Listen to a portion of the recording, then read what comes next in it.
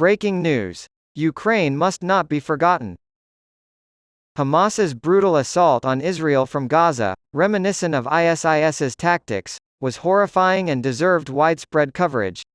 Hamas, based in Gaza, population 2 million, is a terrorist organization, not a nation-state, and therefore does not pose the same threat to international stability as Russia, population 130 million, and its unprovoked invasion of Ukraine, population 40 million, with its abundance of nuclear weapons.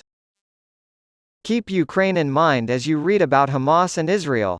Russian President Vladimir Putin and his government are counting on the West, led by the United States, to lose interest in Ukraine's heroic efforts to protect its democracy and national sovereignty.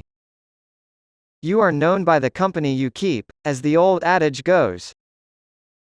All 31 NATO members, plus neutral Sweden, and an overwhelming majority of UN member states back Ukraine.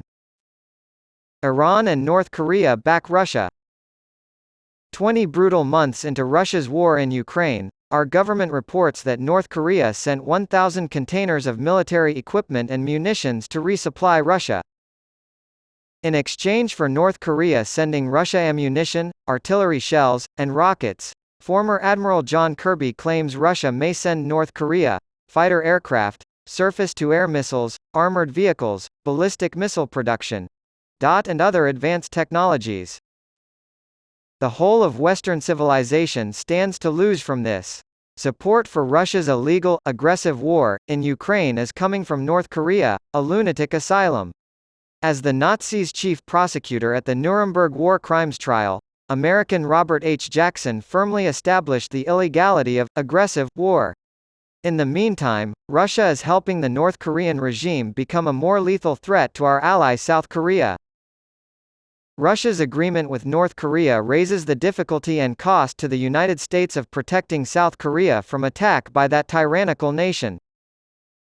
Iran's Islamist government is behind nearly every terrorist group that targets the United States and, by extension, the rest of the free and democratic Western world. In addition to providing hundreds of attack drones and artillery ammunition, Iran has reportedly agreed to allow Russia to assemble and produce these weapons under license. This information comes courtesy of British Defense Intelligence.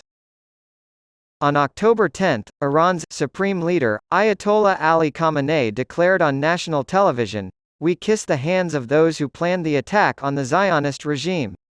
This was the first public acknowledgement of Iran's support for Hamas. Israel is not recognized as a state by Iran.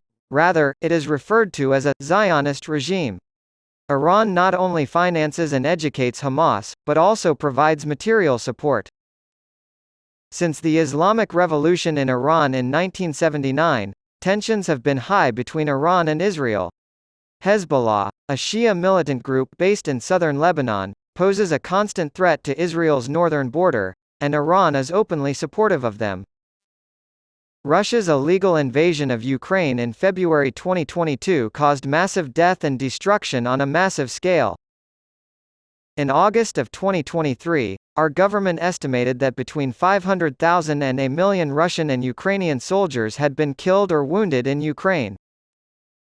General Mark Milley, chair of the Joint Chiefs of Staff, reported in November 2022 that each side had lost 100,000 troops to casualties. Since Putin's invasion of Ukraine in March of 2022, the United Nations has confirmed the deaths of 9,614 Ukrainian civilians and the injuries of 17,535. The death toll and material damage caused by Russia's illegal war in Ukraine have surpassed those of World War II. There is a common thread of barbarism between Hamas and Putin's Russia. We can walk and chew gum in the United States. We don't have to pick between supporting Israel and supporting Ukraine. Yes, we can and should do both. U.S. support for Ukraine must be unwavering so that other NATO countries don't weaken the knees. Like Hamas's terrorism against Israel, Russia's aggressive war against Ukraine is unjust and illegal and must be stopped. Fred Larson attended both Yale Law School and Princeton University, where he graduated from the Woodrow Wilson School of Public and International Affairs. He is running for the Chautauqua County Legislature after retiring as a judge from the Jamestown City Court.